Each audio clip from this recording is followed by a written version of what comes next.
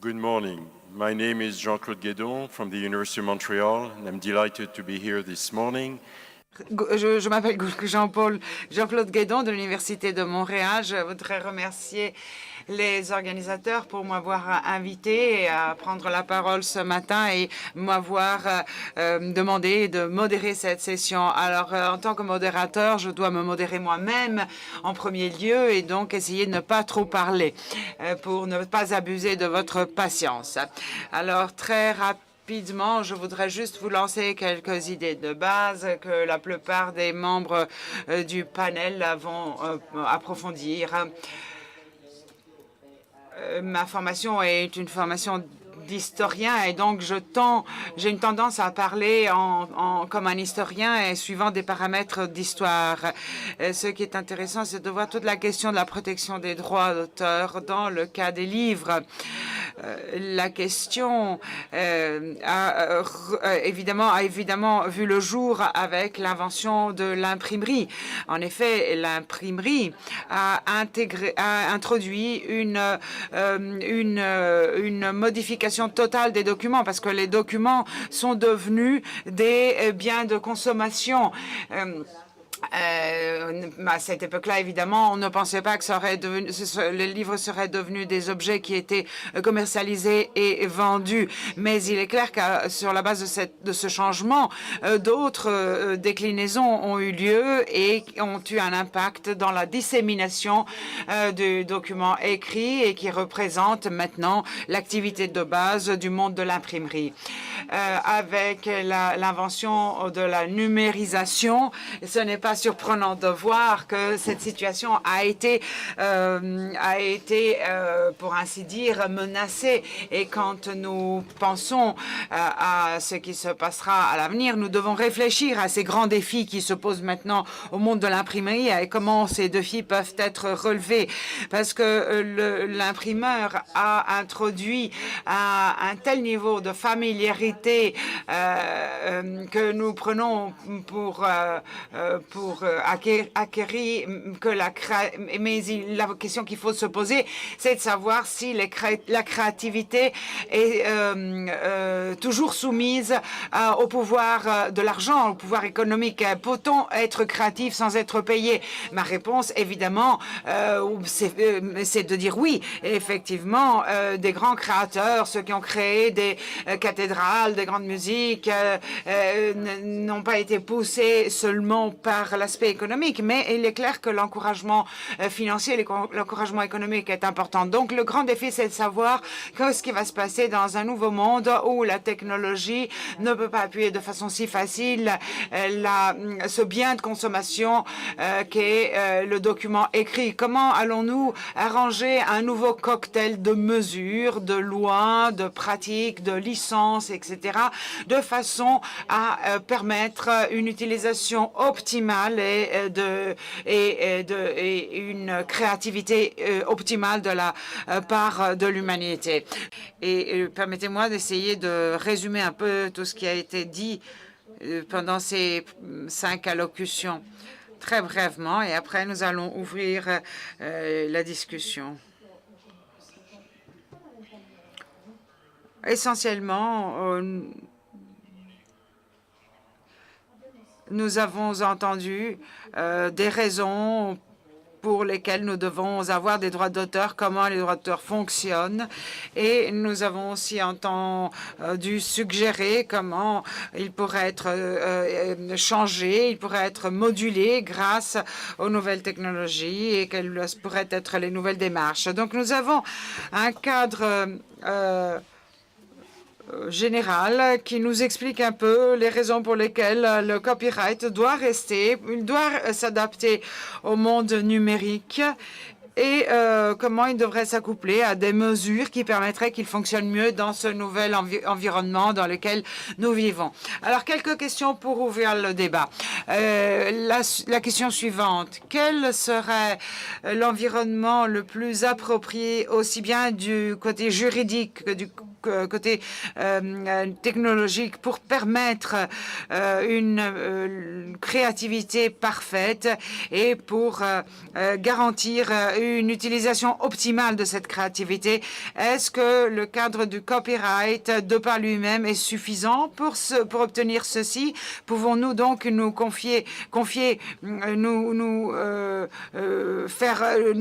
nous servir seulement de cela? Permettez-moi de revenir sur une chose qui a été réitérée plusieurs fois dans les présentations précédentes, c'est-à-dire que nous devons soutenir, nous devons aider la vie de l'artiste. C'est vrai, c'est tout à fait vrai. La question, c'est que le copyright s'applique à beaucoup plus de monde que tout simplement les artistes. Par exemple, moi, en tant que savant, en tant que chercheur, je donne mes travaux aux revues, aux journaux qui publient mes articles et je ne tire aucune rémunération de cela. Je le fais parce que je suis orgueilleux, parce que ça me plaît de voir mon travail publié. J'aime que mon travail soit circule dans le monde académique. Les personnes qui font de la programmation de logiciels gratuits ne le font pas pour argent, ils le font pour d'autres raisons. Le plaisir de faire de la programmation, le plaisir de résoudre des problèmes technologiques. Ils ne le font pas pour l'argent et ils ne le font pas de façon marginalement. Ils le font dans le cadre d'un phénomène très connu, très important. Le pouvoir de programmation du logiciel devient périmé au moment où on parle. Ça se transforme tout de suite en un de Microsoft. Maintenant, c'est probablement 10 Microsoft, un programme Microsoft. Ce sont toutes des questions dont il faut tenir compte. Le droit d'auteur s'étend après la mort de l'auteur. Ça a toujours été un mystère pour moi de comment on peut encourager la créativité d'une personne qui est morte. Pensez-y. D'autre part, vous pouvez poser la question suivante. Pourquoi est-ce que la propriété littéraire ne devrait pas être exactement comme la propriété d'une maison, c'est-à-dire l'éternel? Vous voyez, il y a toute une série de questions qui découlent et qui contournent, qui sont autour de ce débat et qui peuvent être mises en avant tout simplement, qui ont été mises en avant tout simplement par le fait que l'ère numérique a vu le jour.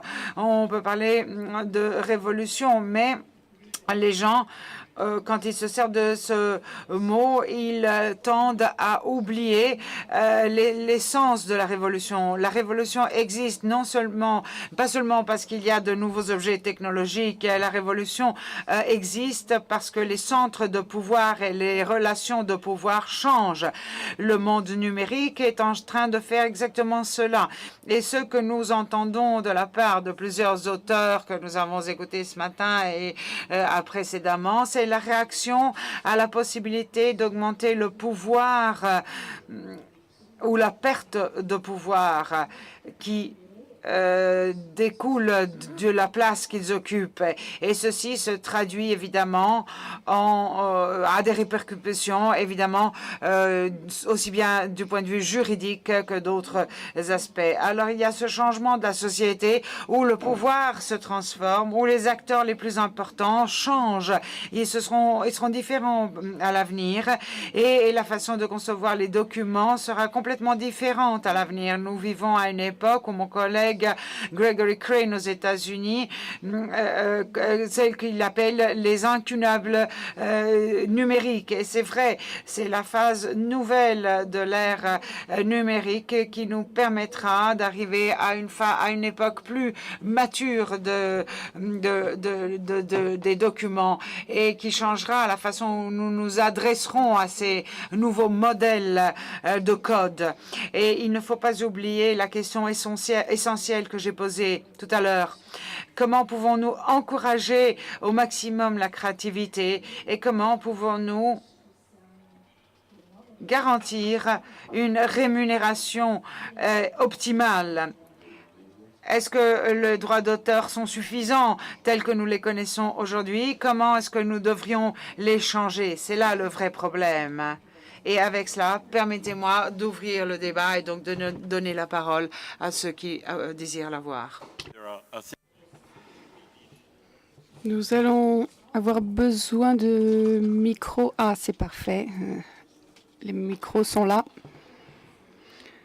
Je suis d'accord. Je pense que nous sommes dans une situation stagnante. Nous avons besoin d'aller de l'avant et trouver des solutions. Mais je dois dire également qu'une chose me dérange.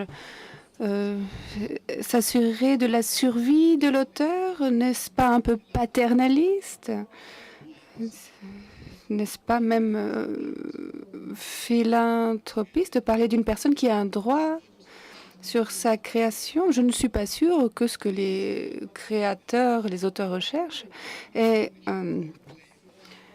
de la pitié, bien au contraire. C'est la reconnaissance de leur œuvre et la reconnaissance de leur droit à en bénéficier. J'ai travaillé moi-même avec des auteurs qui ne font rien d'autre qu'écrire.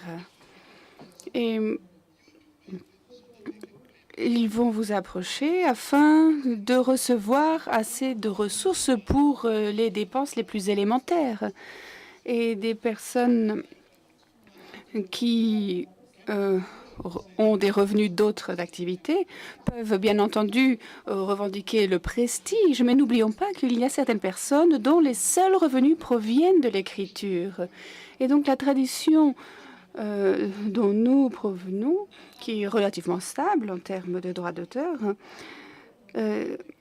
aujourd'hui nous amène un grand nombre de personnes à penser qu'elles ont été délaissées par ces droits. Et ne nous sommes pas trop concentrés sur l'accès. Je pense que nous devons véritablement créer un équilibre entre augmenter, améliorer l'accès d'un côté, mais encourager également la créativité. Je proviens moi-même du monde du développement et je pense qu'une de nos plus grandes améliorations était celle de l'accès, qu'il s'agisse de l'accès aux soins de santé, l'accès à l'eau, à l'électricité. Tout un nombre d'accès ont été accordés, mais étaient basés sur une vue. C'est une ressource abondante, elle doit être distribuée. Nous devons améliorer encore l'accès. Donc, nous devons prévoir les problèmes des générations. Et nous pouvons tout à fait appliquer cela au matériel sujet au droit d'auteur. En effet, nous disposons d'un grand nombre de ce type de matériaux. Et nous avons besoin que ces ressources soient continuellement ressourcées. Donc, nous disposons d'un contenu et nous souhaitons le distribuer. Et nous souhaitons créer et améliorer encore l'accès. Et c'est pour cela que nous ne pouvons pas ignorer les droits des créateurs. Je vous remercie.